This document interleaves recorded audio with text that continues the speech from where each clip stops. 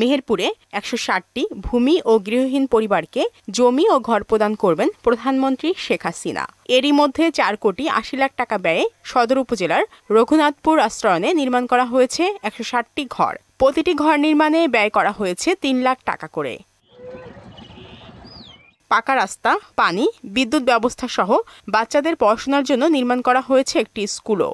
এ নিয়ে মেহেরপুর জেলায় ৬৬০টি পরিবারের মাঝে আনুষ্ঠানিকভাবে ঘর হস্তান্তর শেষ হবে।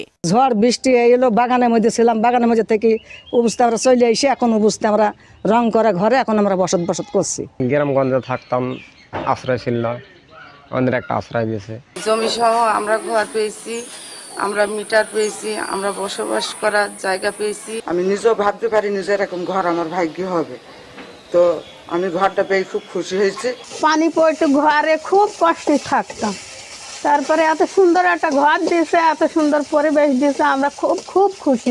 আর প্রধানমন্ত্রীর এই উদ্যোগকে সাধুবাদ জানিয়েছেন স্থানীয় সংসদ সদস্য জনপ্রশাসন মন্ত্রী ফরহাদ হোসেন।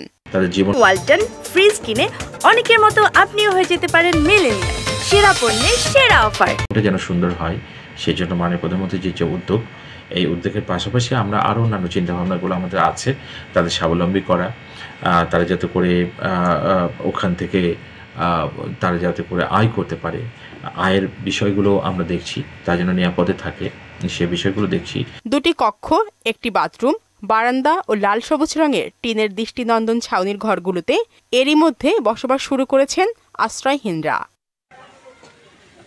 শারমিন স্বর্ণা, মোহনা সংবাদ।